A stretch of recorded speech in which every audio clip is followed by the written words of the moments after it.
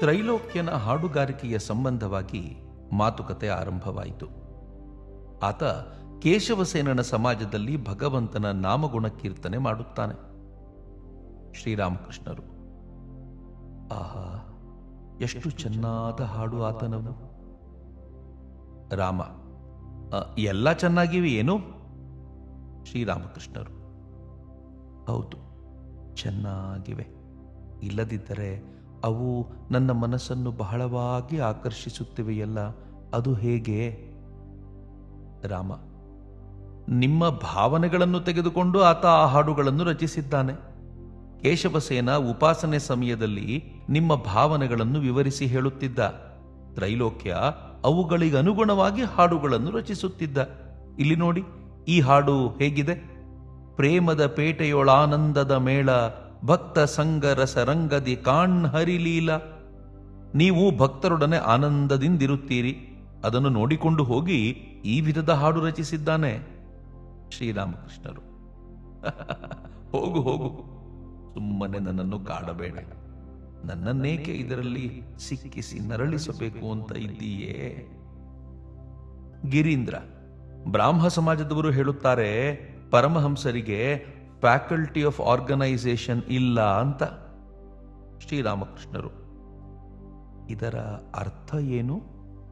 Master, ನಿಮಗೆ ಸಂಘ ನಡೆಸಿಕೊಂಡು ಹೋಗುವ ಶಕ್ತಿ ಇಲ್ಲ, ನಿಮಗೆ ಬುದ್ಧಿಶಕ್ತಿ ಸ್ವಲ್ಪ ಕಡಿಮೆ, ಹೀಗೆ ಅವರು ಹೇಳುತ್ತಾರಂತೆ. ಶ್ರೀರಾಮಕೃಷ್ಣರು ರಾಮನಿಗೆ, ಹೇಳು ನೋಡೋಣ, ನನ್ನ ಕೈಗೆ ಏಕೆ ಪೆಟ್ಟು ತಗುಲಿತು? ನೀನು ಇದರ ಸಂಬಂಧವಾಗಿ ಹಾಗೆಯೇ ನಿಂತುಕೊಂಡು ಒಂದು ಲೆಕ್ಚರ್ ಕೊಡು. ಬ್ರಾಹ್ಮ ಸಮಾಜದವರು ಯಾವಾಗ ನೋಡಿದರೂ ನಿರಾಕಾರ ನಿರಾಕಾರ ಅನ್ನುತ್ತಲೇ ಇರುತ್ತಾರೆ. ಅದನ್ನೇನೋ ಒಪ್ಪಿಕೊಳ್ಳೋಣ. ಹೃತ್ಪೂರ್ವಕವಾಗಿ ಆತನನ್ನು ಕರೆದರೇ ಬೇಕಾದಷ್ಟು. ಭಗವಂತ ಅಂತರ್ಯಾಮಿಯಾಗಿರುವುದರಿಂದ ಪ್ರಾರ್ಥನೆ ಹೃದ್ಗತವಾಗಿದ್ದ ಪಕ್ಷದಲ್ಲಿ ತನ್ನ ನಿಜ ಸ್ವರೂಪ ಏನು ಎಂಬುದನ್ನು ಆತ ನಿಶ್ಚಯವಾಗಿ ತೋರಿಸಿಕೊಟ್ಟು ಬಿಡುತ್ತಾನೆ. ಆದರೆ ನಾವು ಏನು ಹೇಳುತ್ತೇವೆಯೋ ಅದೇ ಸರಿ, ಉಳಿದವರು ಹೇಳುವುದೆಲ್ಲ ತಪ್ಪು ಎಂದು ಹೇಳುವುದು ಒಳ್ಳೆಯದಲ್ಲ. ನಾವು ನಿರಾಕಾರ ಅಂತ ಹೇಳುತ್ತೇವೆ, ಆದ್ದರಿಂದ ಆತ ನಿರಾಕಾರನೇ ವಿನ ಸಾಕಾರನಲ್ಲ. ನಾವು ಸಾಕಾರ ಅಂತ ಹೇಳುತ್ತೇವೆ, ಆದ್ದರಿಂದ ಆತ ಸಾಕಾರನೇ ವಿನ ನಿರಾಕಾರನಲ್ಲ. ಭಗವಂತ ಇಷ್ಟೇ ಎಂದು ಹೇಳಲು ಮನುಷ್ಯನಿಗೆ ಸಾಧ್ಯವೇ? ಈ ರೀತಿಯಾಗಿ ವೈಷ್ಣವರ ಮತ್ತು ಶಾಕ್ತರ ಮಧ್ಯೆ ಒಂದು ವಿಧವಾದ ಕಚ್ಚಾಟ ಇದೆ. ವೈಷ್ಣವ ಹೇಳುತ್ತಾನೆ, ನಮ್ಮ ಕೇಶವನೇ ಏಕಮಾತ್ರ ಉದ್ಧಾರಕ. ಶಾಕ್ತ ಹೇಳುತ್ತಾನೆ, ನಮ್ಮ ಭಗವತಿಯೇ ಏಕಮಾತ್ರ ಉದ್ಧಾರಕಿ. ಒಮ್ಮೆ ನಾನು ವೈಷ್ಣವ ಶರಣನ್ನು ಮಥುರ ಬಾಬುವಿನ ಹತ್ತಿರಕ್ಕೆ ಕರೆದುಕೊಂಡು ಹೋಗಿದ್ದೆ. ವೈಷ್ಣವ ಚರಣ ಬೈರಾಗಿ ಮತ್ತೆ ಪಂಡಿತ ಆಗಿದ್ದರೂ ಒಬ್ಬ ಗೊಡ್ಡು ವೈಷ್ಣವ. ಮಥುರ ಬಾಬುವೋ ಭಗವತಿಯ ಭಕ್ತ. ಒಳ್ಳೊಳ್ಳೆ ಮಾತುಕತೆ ನಡೆಯುತ್ತಿತ್ತು. ಇದ್ದಕ್ಕಿದ್ದ ಹಾಗೆ ವೈಷ್ಣವ ಚರಣ ಹೇಳಿಬಿಟ್ಟ, ಮುಕ್ತಿಯನ್ನು ಕೊಡತಕ್ಕ ಏಕಮಾತ್ರ ಕರ್ತೃ ಕೇಶವನೇ. ಕೇಶವ ಎಂಬ ಶಬ್ದವನ್ನು ಕೇಳಿದೊಡನೆಯೇ ಮಥುರ ಬಾಬುವಿನ ಮುಖ ಕೆಂಪಗಾಗಿ ಬಿಟ್ಟಿತು. ರೇಗಿ ಹೇಳಿದ, ಎಲ್ಲ ಧೂರ್ತ, ನನ್ನ ಆತ ಶಾಕ್ತನಲ್ಲವೇ, ಮನೆ ಬಿಡುತ್ತಾನೆಯೇ? ಆ ಪರಿಸ್ಥಿತಿ ನೋಡಿ ನಾನು ವೈಷ್ಣವ ಚರಣನನ್ನು ಮೊಳಕೈಯಿಂದ ಮೆತ್ತಗೆ ತಿವಿದೆ. ಯಾರನ್ನು ನೋಡಿದರೂ ಜನ ಸುಮ್ಮನೆ ಧರ್ಮ ಧರ್ಮ ಅನ್ನುತ್ತಲೇ ಇರುತ್ತಾರೆ. ಆದರೆ ಇವರೊಡನೆಯೂ ಜಗಳ ಕಾಯುತ್ತಾರೆ, ಅವರೊಡನೆಯೂ ಜಗಳ ಕಾಯುತ್ತಾರೆ. ಹಿಂದೂ, ಮುಸಲ್ಮಾನ, ಬ್ರಾಹ್ಮ ಸಮಾಜ, ಶಾಕ್ತ, ವೈಷ್ಣವ, ಶೈವ ಸಂಪ್ರದಾಯದವರೆಲ್ಲರೂ ಪರಸ್ಪರ ಜಗಳ ಕಾಯುತ್ತಲೇ ಇರುತ್ತಾರೆ. ಯಾರನ್ನು ಕೃಷ್ಣ ಅಂತ ಕರೆಯುತ್ತೇವೆಯೋ ಆತನನ್ನೇ ಶಿವ, ಆತನನ್ನೇ ಆದ್ಯಾಶಕ್ತಿ ಎಂದು ಕರೆಯುತ್ತೇವೆ. ಆತನನ್ನೇ ಅಲ್ಲ ಎನ್ನುತ್ತೇವೆ ಎನ್ನುವುದಾಗಿ ತಿಳಿಯುವಷ್ಟು ಬುದ್ಧಿ ಅವರಿಗಿಲ್ಲ. ಒಬ್ಬನೇ ರಾಮನಿಗೆ ಸಹಸ್ರಾರು ಹೆಸರು. ವಸ್ತು ಒಂದೇ, ಹೆಸರು ಬೇರೆ ಬೇರೆ.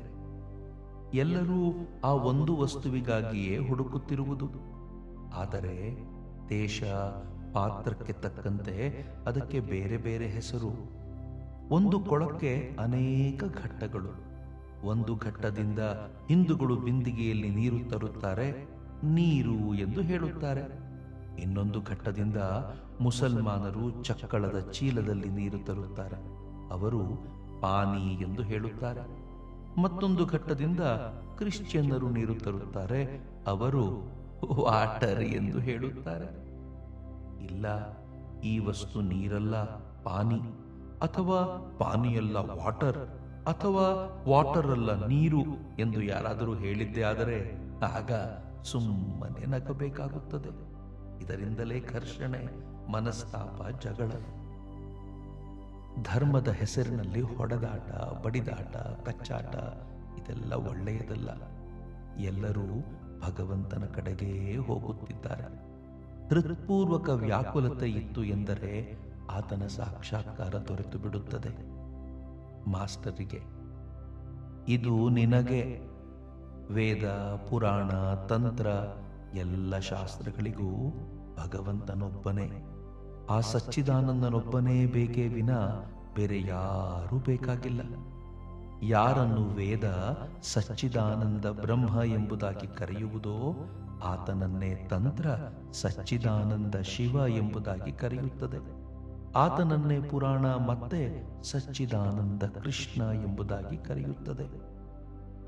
ಪರಮಹಂಸರಿಗೆ ಯಾರೋ ಹೇಳಿದರು, ರಾಮ ತನ್ನ ಮನೆಯಲ್ಲಿ ಸ್ವಯಂ ಪಾಕ ಮಾಡಿ ತಿನ್ನುತ್ತಿದ್ದಾನೆ ಎಂಬುದಾಗಿ.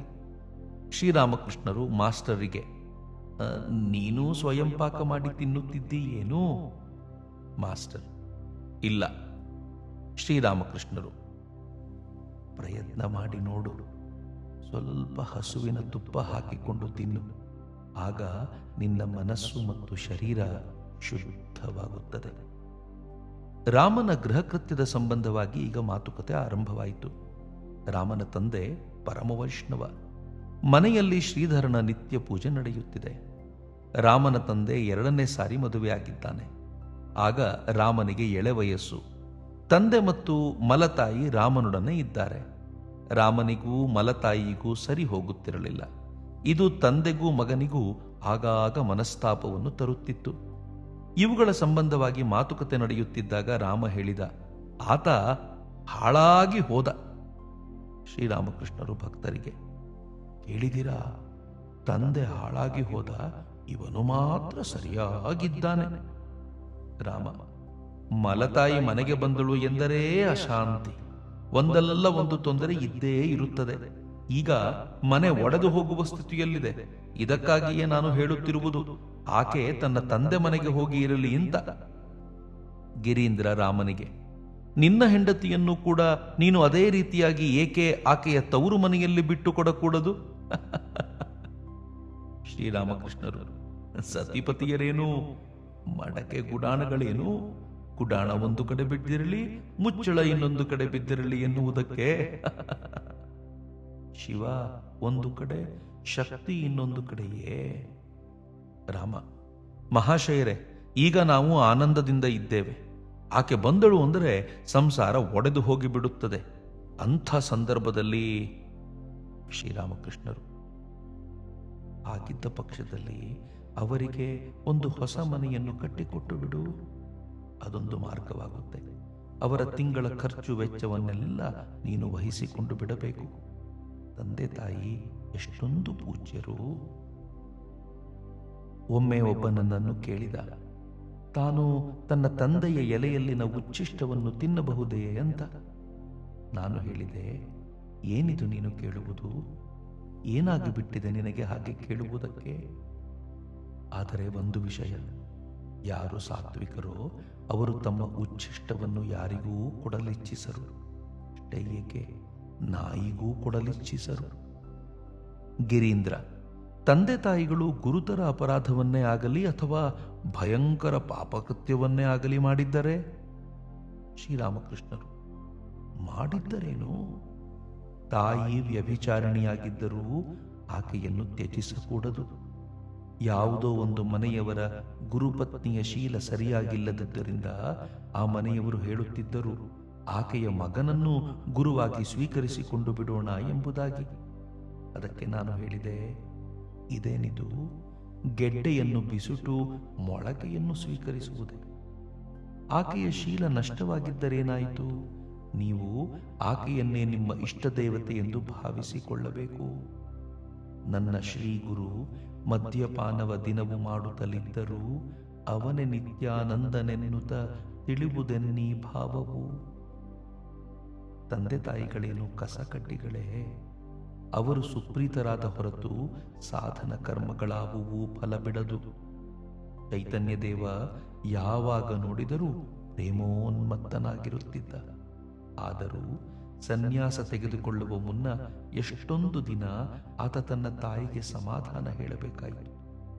ಆತ ಆಕೆಗೆ ಹೇಳಿದ, ಅಮ್ಮ, ವ್ಯಸನ ಪಡಬೇಡ, ಆಗಾಗ ಬಂದು ನೋಡಿಕೊಂಡು ಹೋಗುತ್ತೇನೆ. ಮಾಸ್ಟರಿಗೆ ಖಂಡಿಸುವ ದೃಷ್ಟಿಯಿಂದ, ಮತ್ತೆ ನಿನಗೆ ಇದನ್ನು ಹೇಳುತ್ತೇನೆ, ನಿನ್ನ ತಂದೆ ತಾಯಿಗಳು ನಿನ್ನನ್ನು ಹೆತ್ತು ಹೊತ್ತು ಸಾಕಿ ಸಲಹೆ ಬೆಳೆಸಿದ್ದಾರೆ. ಈಗ ನಿನಗೇ ಅನೇಕ ಮಕ್ಕಳು ಮರಿಗಳು ಆಗಿಬಿಟ್ಟಿವೆ. ಆದರೂ ನೀನು ಹೆಂಡತಿ ಕಟ್ಟಿಕೊಂಡು ಮನೆ ಬಿಟ್ಟು ಹೊರಟು ಹೋಗಿರುವೆಯಲ್ಲ. ತಂದೆ ತಾಯಿಯರಿಗೆ ಮೋಸ ಮಾಡಿ ಹೆಂಡತಿ ಮಕ್ಕಳು ಕಟ್ಟಿಕೊಂಡು ಮನೆ ಬಿಟ್ಟು ಹೊರಕ್ಕೆ ಬಂದು ಬಿಟ್ಟಿದ್ದೀಯೇ. ಆದರೂ ಭಾವಿಸುತ್ತಿದ್ದೀಯೇ ನೀನೊಬ್ಬ ಆಚಾರಶೀಲ ವೈಷ್ಣವ ಎಂಬುದಾಗಿ. ನಿಮ್ಮ ತಂದೆಗೆ ಯಾವುದರ ಅಭಾವವೂ ಇಲ್ಲ. ಹಾಗಿಲ್ಲದಿದ್ದರೆ ಹೇಳುತ್ತಿದ್ದೆ ನೀನೊಬ್ಬ ಅಯೋಗ್ಯ ಅಂತ. ಕೊಠಡಿಯಲ್ಲಿದ್ದವರೆಲ್ಲರೂ ಈಗ ಗಂಭೀರ ಮುದ್ರೆ ಹಾಕಿಕೊಂಡು ಸುಮ್ಮನೆ ಕುಳಿತಿದ್ದಾರೆ. ಶ್ರೀರಾಮಕೃಷ್ಣರು, ಅನೇಕ ಋಣಗಳಿವೆ. ದೇವಋಣ, ಋಷಿ ಋಣ, ಮಾತೃಋಣ, ಪಿತೃಋಣ, ಸ್ತ್ರೀ ಋಣ. ತಂದೆ ತಾಯಿಯರ ಋಣವನ್ನು ತೀರಿಸದೇ ಇದ್ದರೆ ಏನನ್ನೂ ಸಾಧಿಸಲು ಆಗುವುದಿಲ್ಲ. ಸತಿಯ ಋಣವನ್ನು ತೀರಿಸಬೇಕಾದ್ದೇ. ಹರೀಶ ಹೆಂಡತಿಯನ್ನು ತ್ಯಜಿಸಿ ಇಲ್ಲಿಗೆ ಬಂದು ಇದ್ದಾನೆ. ಆಕೆಯ ಅನ್ನಾಹಾರಾದಿಗಳಿಗೆ ಅನುಕೂಲವಿಲ್ಲದೆ ಇತ್ತು ಎಂದರೆ ನಾನು ಆತನಿಗೆ ಹೇಳುತ್ತಿದ್ದೆ, ನೀನು ನೀಚರಲ್ಲಿ ಅಗ್ರಗಣ್ಯ ಅಂತ. ಬ್ರಹ್ಮಜ್ಞಾನ ದೊರೆತ ನಂತರ ನಿನ್ನ ಸತಿಯನ್ನು ನೀನು ಸಾಕ್ಷಾತ್ ಭಗವತಿ ಎಂಬುದಾಗಿ ನೋಡಲಾರಂಭಿಸುತ್ತೀಯೆ. ಚಂಡಿಯಲ್ಲಿ ಹೇಳಿದೆ, ಭಗವತಿ ಎಲ್ಲ ಭೂತಗಳಲ್ಲಿಯೂ ಮಾತೃ ರೂಪಗಳಲ್ಲಿ ಇದ್ದಾಳೆ ಅಂತ. ಆಕೆಯೇ ನಿನ್ನ ಹೆತ್ತ ತಾಯಿಯಾಗಿದ್ದಾಳೆ. ನನ್ನ ಕಣ್ಣಿಗೆ ಬೀಳುವ ಹೆಂಗಸರೆಲ್ಲರೂ ಭಗವತಿಯರೇ. ಅದಕ್ಕಾಗಿಯೇ ನಾನು ಬೃಂದೆಗೆ ಒಂದು ಬೈಗುಳವನ್ನು ಬಯ್ಯಲಾರೆ. ಕೆಲವರು ಶ್ಲೋಕಗಳನ್ನು ನೀರು ಕುಡಿದ ಹಾಗೆ ಹೇಳಬಲ್ಲರು ಮತ್ತು ಗಹನ ವಿಷಯಗಳನ್ನು ನಿರರ್ಗಳವಾಗಿ ಮಾತನಾಡಬಲ್ಲರು. ಆದರೆ ವ್ಯವಹಾರದಲ್ಲಿ ಮಾತ್ರ ಬೇರೆ ಮನುಷ್ಯರು. ರಾಮಪ್ರಸನ್ನ ಆ ಹಠಯೋಗಿಗೆ ಹೇಗೆ ಅಫೀಮು ಹಾಲು ಒದಗಿಸುವುದು ಎಂಬ ಚಿಂತನೆಯಲ್ಲೇ ಓಡಾಡುತ್ತಿದ್ದಾನೆ. ಆತ ಹೇಳುತ್ತಾನೆ, ಸಾಧು ಸೇವೆ ಮಾಡಬೇಕೆಂದು ಮನು ಹೇಳಿದ್ದಾನೆ ಎಂಬುದಾಗಿ. ಆದರೆ ಆತನ ವೃದ್ಧೆ ತಾಯಿಗೆ ತಿನ್ನುವುದಕ್ಕೆ ಏನೆಂದರೆ ಏನೂ ಇಲ್ಲ. ತಾನೇ ಸಂತೆಪೇಟೆಗೆ ಹೋಗಿ ಬರುತ್ತಿದ್ದಾಳೆ. ಸುಮ್ಮನೆ ಕೋಪ ಉಕ್ಕಿ ಬರುತ್ತಿದೆ. ಆದರೆ ಒಂದು ವಿಷಯ, ಪ್ರೇಮೋನ್ಮಾದ ಉಂಟಾಗಿ ಬಿಟ್ಟಿತು ಎಂದರೆ ಆಗ ಆತ ತಂದೆ, ಆಕೆ ತಾಯಿ, ಈಕೆ ಹೆಂಡತಿ ಎಂಬ ಭಾವನೆ ಎಲ್ಲಿರುತ್ತದೆ? ಭಕ್ತ ಭಗವಂತನನ್ನು ಅಷ್ಟೊಂದು ಪ್ರೀತಿಸುತ್ತಿರುತ್ತಾನೆ. ಆತ ಹುಚ್ಚನಂತಾಗಿ ಬಿಡುತ್ತಾನೆ. ಅಂಥವನಿಗೆ ಯಾವ ಕರ್ತವ್ಯವೂ ಇರದು. ಸಕಲ ಋಣಗಳಿಂದಲೂ ಮುಕ್ತ. ಪ್ರೇಮೋನ್ಮಾದವೆಂಬುದು ಏನು ಗೊತ್ತೇ? ಆ ಅವಸ್ಥೆ ಉಂಟಾದಾಗ ಈ ಜಗತ್ತೇ ಮರೆತು ಹೋಗಿಬಿಡುತ್ತದೆ. ಸ್ವಂತ ದೇಹವಿದೆಯಲ್ಲ, ಅದು ಎಷ್ಟೊಂದು ಪ್ರೀತಿಯ ವಸ್ತು, ಅದು ಕೂಡ ಮರೆತು ಹೋಗಿಬಿಡುತ್ತದೆ. ಈ ಅವಸ್ಥೆ ಚೈತನ್ಯ ದೇವನಿಗೆ ಉಂಟಾಗಿತ್ತು. ಸಾಗರದೊಳಕ್ಕೆ ರಭಸದಿಂದ ನುಗ್ಗಿಬಿಟ್ಟ. ಅದು ಸಾಗರ ಎಂಬ ಜ್ಞಾನವಿಲ್ಲದೆ ತತ್ತರಿಸಿ ಆಗಾಗ ನೆಲದ ಮೇಲೆ ಬೀಳುತ್ತಲೇ ಇರುತ್ತಿದ್ದ. ಹಸಿವೆ, ಬಾಯಾರಿಕೆ, ನಿದ್ರೆ ಇವುಗಳ ಅರಿವು ಆತನಿಗಾಗುತ್ತಿರಲಿಲ್ಲ. ತನ್ನ ಶರೀರವೆಂಬುದೊಂದಿದೆ ಎಂಬ ಪ್ರಜ್ಞೆಯೇ ಆತನಿಗಿರುತ್ತಿರಲಿಲ್ಲ. ಶ್ರೀರಾಮಕೃಷ್ಣರು ಇದ್ದಕ್ಕಿದ್ದ ಹಾಗೆ ಹಾ ಚೈತನ್ಯ ಎಂದು ಕೂಗುತ್ತಾ ಎದ್ದು ನಿಂತುಕೊಂಡಿದ್ದಾರೆ. ಶ್ರೀರಾಮಕೃಷ್ಣರು ಭಕ್ತರಿಗೆ, ಚೈತನ್ಯವೆಂದರೆ ಅಖಂಡ ಚೈತನ್ಯ. ವೈಷ್ಣವ ಚರಣ ಹೇಳುತ್ತಿದ್ದ, ಗೌರಾಂಗ ಈ ಅಖಂಡ ಚೈತನ್ಯದ ಒಂದು ಗುಳ್ಳೆ ಎಂದು. ಹಿರಿಯ ಗೋಪಾಲನಿಗೆ, ಏನೋ ನೀನು ಈಗ ತೀರ್ಥಯಾತ್ರೆಗೆ ಹೋಗಬೇಕು ಅಂತ ಇದ್ದೀಯೇನು? ಹಿರಿಯ ಗೋಪಾಲ, ಹೌದು, ಸ್ವಲ್ಪ ಸುತ್ತಿಕೊಂಡು ಬರೋಣ ಅಂತ. ರಾಮ ಹಿರಿಯ ಗೋಪಾಲನಿಗೆ. ಪರಮಹಂಸರು ಹೇಳುತ್ತಾರೆ, ಸಾಧು ಬಹುದಕನಾದ ಮೇಲೆ ಕುಟೀಚಕನಾಗುತ್ತಾನೆ ಅಂತ. ತೀರ್ಥಯಾತ್ರೆಗೆ ಎಂದು ಅನೇಕ ಸ್ಥಳಗಳಿಗೆ ಹೋಗುವವನಿಗೆ ಬಹುದಕ ಅಂತ ಹೆಸರು. ತೀರ್ಥಯಾತ್ರೆಯನ್ನು ಮುಗಿಸಿ ಯಾವನು ಒಂದು ಸ್ಥಳದಲ್ಲಿ ಸ್ಥಿರವಾಗಿ ಇರಲು ಆರಂಭಿಸುತ್ತಾನೋ ಅವನಿಗೆ ಕುಟೀಚಕ ಎಂದು ಹೆಸರು. ಇವರು ಇದಕ್ಕೆ ಒಂದು ರೂಪಕ ಕಥೆಯನ್ನು ಹೇಳುತ್ತಾರೆ. ಒಮ್ಮೆ ಒಂದು ಹಕ್ಕಿ ಜಹಜಿನ ಧ್ವಜಸ್ತಂಭದ ಮೇಲೆ ಕುಳಿತುಕೊಂಡಿತು. ಜಹಜು ಗಂಗಾಮುಖವನ್ನು ಬಿಟ್ಟು ಸಮುದ್ರದ ಕಪ್ಪು ನೀರನ್ನು ಮುಟ್ಟಿದರೂ ಅದಕ್ಕೆ ತಾನು ಎಲ್ಲಿಗೆ ಮುಂದುವರಿಯುತ್ತಿದ್ದೇನೆ ಎಂಬುದರ ಪ್ರಜ್ಞೆಯೇ ಇರಲಿಲ್ಲ. ತಾನು ಸಮುದ್ರದೊಳಗೆ ಮುಂದುವರಿಯುವುದರ ಅರಿವು ಅದಕ್ಕೆ ಉಂಟಾದೊಡನೆಯೇ ಅದು ತೀರ ಯಾವ ದಿಕ್ಕಿನಲ್ಲಿ ಇದೆ ಎಂಬುದನ್ನು ಅರಿಯಲು ಉತ್ತರ ದಿಕ್ಕಿನ ಕಡೆಗೆ ಹಾರಿಹೋಯಿತು. ಆ ಕಡೆ ಎಲ್ಲೂ ತೀರ ಕಾಣಿಸದೆ ಹೋದ್ದರಿಂದ ಹಿಂದಿರುಗಿ ಬಂದು ಧ್ವಜಸ್ತಂಭದ ಮೇಲೆ ಕುಳಿತುಕೊಂಡಿತು. ಅಲ್ಲಿ ಸ್ವಲ್ಪ ಹೊತ್ತು ವಿಶ್ರಮಿಸಿಕೊಂಡು ದಕ್ಷಿಣ ದಿಕ್ಕಿನ ಕಡೆ ಹಾರಿಹೋಯಿತು. ಆ ಕಡೆಯೂ ತೀರ ಕಣ್ಣಿಗೆ ಬೀಳಲಿಲ್ಲ. ಏದುತ್ತಾ ಹಿಂದಿರುಗಿ ಬಂದು ಮತ್ತೆ ಧ್ವಜಸ್ತಂಭದ ಮೇಲೆ ಕುಳಿತುಕೊಂಡಿತು. ಮತ್ತೆ ಸ್ವಲ್ಪ ಹೊತ್ತು ವಿಶ್ರಮಿಸಿಕೊಂಡ ನಂತರ ಒಮ್ಮೆ ಪೂರ್ವ ದಿಕ್ಕಿಗೆ, ಇನ್ನೊಮ್ಮೆ ಪಶ್ಚಿಮ ದಿಕ್ಕಿಗೆ ಹಾರಿ ನೋಡಿತು. ಯಾವ ದಿಕ್ಕಿನಲ್ಲಿಯೂ ಯಾವಾಗ ತೀರ ಕಾಣಬರಲಿಲ್ಲವೋ ಆಗ ಅದು ಧ್ವಜಸ್ತಂಭದ ಮೇಲೆ ತೆಪ್ಪಗೆ ಕುಳಿತುಕೊಂಡು ಬಿಟ್ಟಿತು.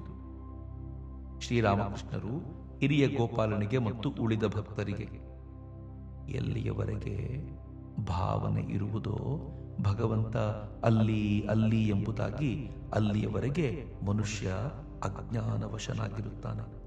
ಆದರೆ ಯಾವಾಗ ಭಾವನೆ ಬರುವುದೋ ಆತ ಇಲ್ಲಿ ಇಲ್ಲಿ ಎಂಬುದಾಗಿ, ಆಗ ಆತನಿಗೆ ಜ್ಞಾನೋದಯವಾಗುತ್ತದೆ. ಒಬ್ಬನಿಗೆ ಗುಡುಗುಡಿ ಸೇದಲು ಇಚ್ಛೆಯಾಯಿತು. ಅದನ್ನು ಹೊತ್ತಿಸಿಕೊಳ್ಳಲು ಆತ ಪಕ್ಕದ ಮನೆಗೆ ಹೋದ. ಆಗಲೇ ಬಹಳವಾಗಿ ರಾತ್ರಿಯಾಗಿ ಬಿಟ್ಟಿತು. ಅವರು ನಿದ್ದೆ ಮಾಡುತ್ತಿದ್ದರು.